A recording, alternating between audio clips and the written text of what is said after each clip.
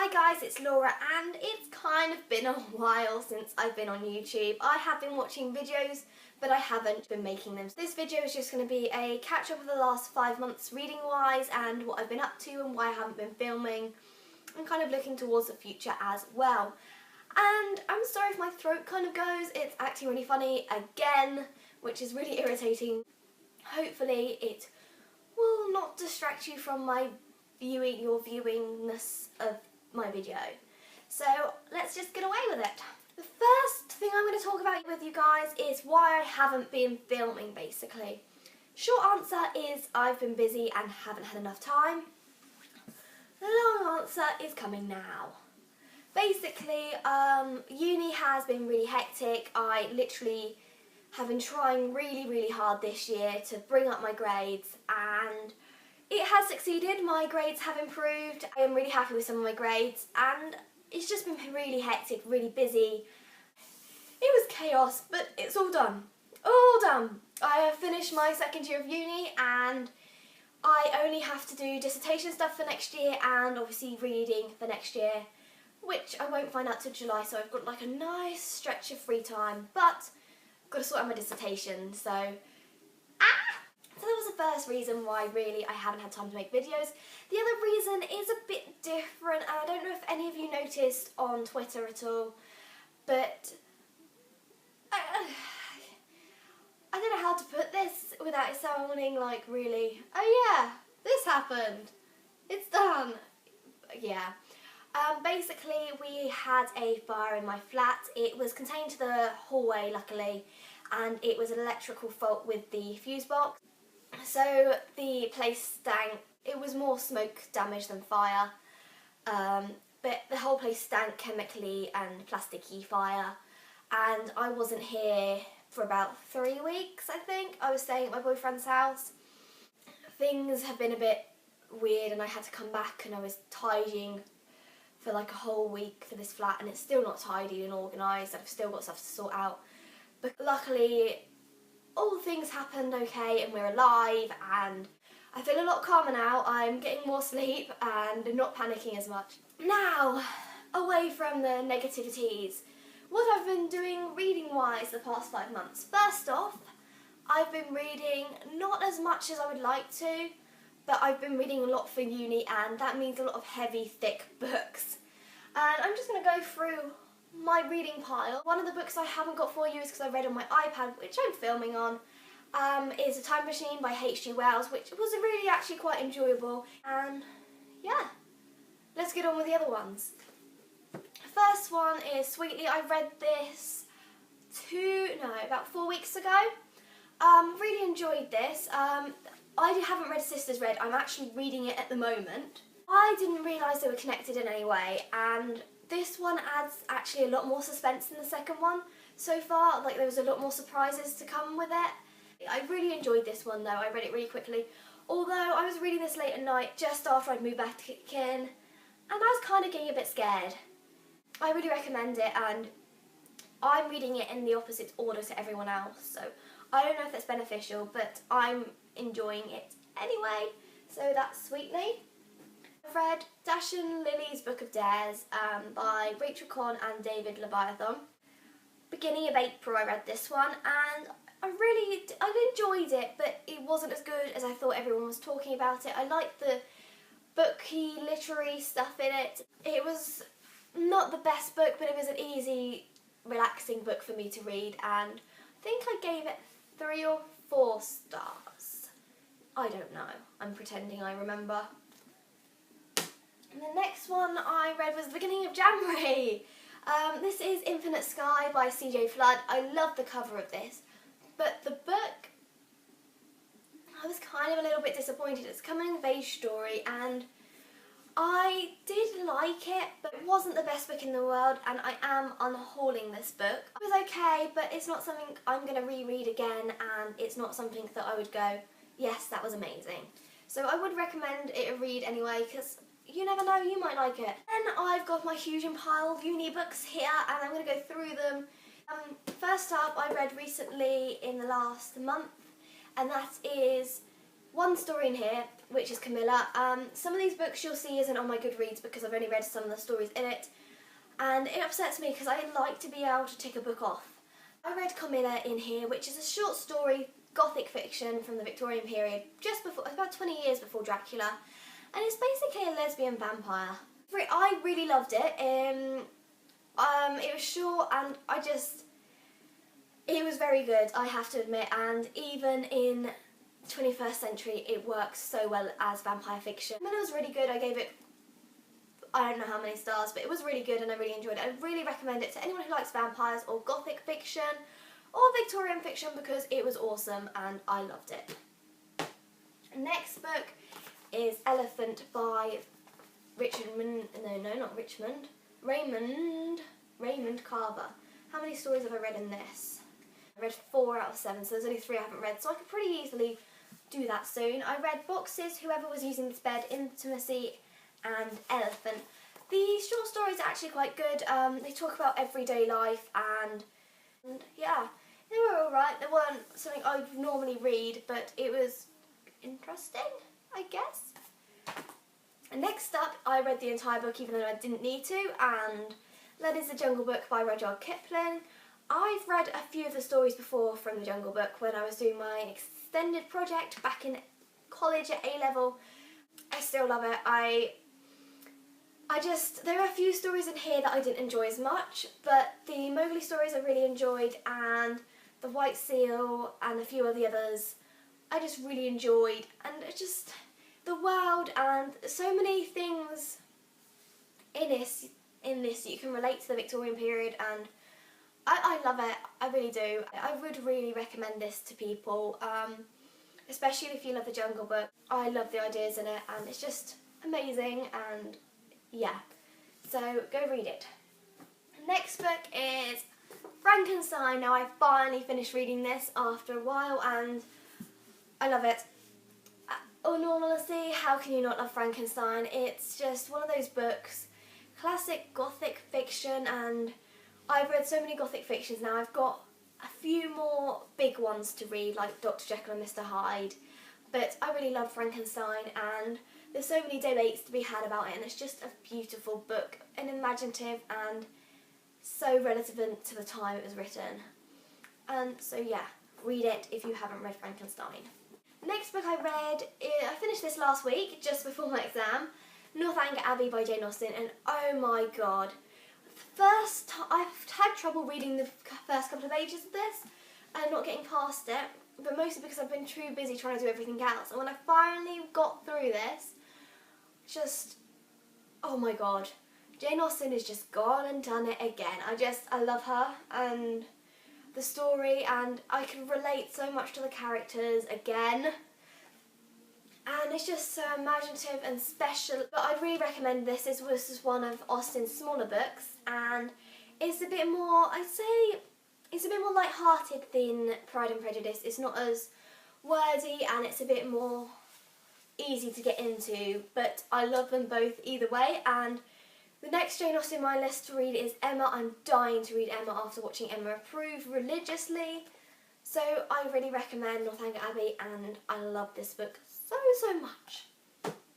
Next book is Wilkie Collins' The Moonstone. Now this book, it took me a while to get into this, and I really at first didn't enjoy it. I really wanted to put it down, but unfortunately I was told this is definitely going to come up in the exam and I couldn't avoid it. But I have to say, once I got past some of it, I started to really enjoy it, and it's a really intriguing book about a moonstone which goes disappearing, and it's got a lot of stuff about colonialism and the British Empire, and there's a little love stories in there as well, and I generally really enjoyed this book, and it surprised me that I actually did after I got into it. So I'd recommend it to anyone that likes Victorian fictions, because most of my books that I enjoyed are the Victorian fiction modules. I recommend it because it's a crime drama, and it's just a mystery, and it's just really clever and interesting. It was really good, and I'd recommend it. Next book, I have read nearly all of the stories in here. I've got 3 more left, and That is The Adventures of Sherlock Holmes by Arthur Conan Doyle. Now, I've read The Hand of the Baskervilles and I liked it, but I didn't like Sherlock's character at all. I find him very arrogant and pretentious, and I still find him in this, but I'm starting to like him a bit more in the sense that I can hate him. Like, I like him in the books, but if he was there, if he was like here in existence, he probably would not be my friend. I would probably hate him. But these short stories were really nice and easy to get through, and they were quite enjoyable as well. Next one, I read all the stories in this, and that is The Bloody Chamber by Angela Carter. Now, everyone kind of raves about these stories, and I enjoyed them, but not as much as I thought I would. They were okay. They're basically just retellings of fairy tales, and I was kind of a little bit disappointed. I was expecting more from them, but they were alright and quite enjoyable. So it was okay, but it wasn't the best thing in the world. The next one I've got is Franz Kafka Metamorphosis. I don't think I've read anything in here. I think I read Metamorphosis and maybe one other in here. I probably read no more than about 3 in here. I was struggling to get on with reading these books, and the Metamorphosis story was really good and I really enjoyed that. It was okay. I'm hoping in the future I'll read some more of his stories, but I don't have any plans at present, unlike Sherlock where I'm hoping to finish them soon. I'd say read Metamorphosis because a lot of people reference Metamorphosis and it'll be a good referencing point. Catherine Mansfield, The Garden and Up Party of the Stories. I've read probably about 2 stories in this book. They were okay, but I'm not really a short story person, and short stories have to be really good to entice me, and didn't do it for me. The next one I read was The Division in the Nightingale's Eye. I read all of the stories in here. The Division in the Nightingale's Eye was a really long one, and although everyone praises it, I didn't enjoy that one the most. I think The Eldest Princess was really good in this one, and it's just generally fairy tale retellings, and they were okay, but I wouldn't rave about them, to be honest. But they're interesting, and if you like fairy tale retellings, they're just perfect little stories, really. Next one is North and South. Now, this took me a while to read, but oh my god, if you haven't read North and South, go pick it up now. If you love Pride and Prejudice, you will love North and South.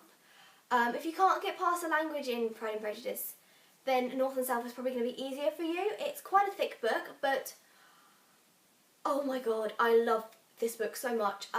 After reading this, I watched the mini-series drama. Oh my god, I'm in love with North and South. It's basically the story of Margaret Hale, who moves from Hampshire. She moves up to Manchester, and there's a lot about the factory workers, the unions and strikes, and there's obviously the love story between Margaret and, oh my god, what's his name? Thornton. Yeah, Thornton. And I love it. I love it so much, and just go read it, and if you don't want to read it, at least watch the mini-series drama, because books are falling on the floor, because it's amazing and it's brilliant and I love it, and I don't know how many more compliments I can give this book. It surprised me so much and it's beautiful, and go read it. Yeah. The next and final one I have to talk about is the Almighty Middlemarch. Now, if you can see, I still have a bookmark in here. I had to stop reading because I had to read North and South for uni.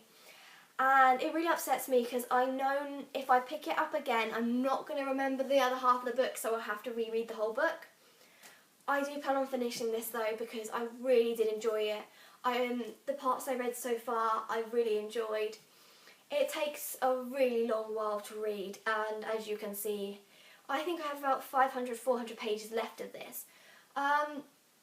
I really want to finish this. I don't know when I'm going to. If I don't read it this year, I will be trying to read it in the next coming years. But I would highly recommend this as a book if you've got time and if you've got patience to read something like this, because it is truly amazing as a book, and can't remember much about it now because I've read so many other books, but it's really good and I really recommend it. So that is a Middlemarch, which I really wanted to finish someone, because it's so big and it's amazing and I want to know what happens. But yeah, so Middlemarch.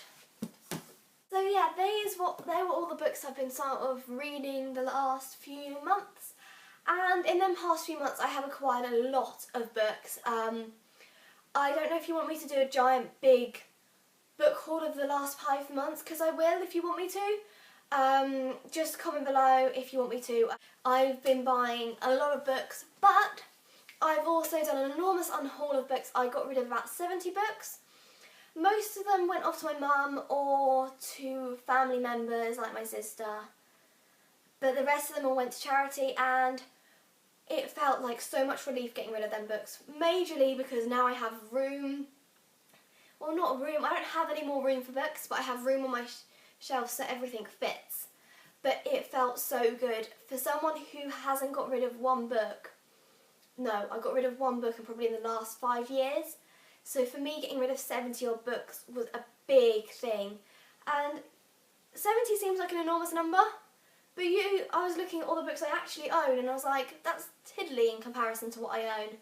So I'm really glad I got rid of them, because I wasn't going to read a lot of them or I didn't like them that much, and I have more space and for the books I enjoy, and I have more, I keep the ones I like and the ones that have good memories rather than keeping the ones that don't really mean that a lot to me. I got rid of quite a few young children books. I still have tons I'm keeping.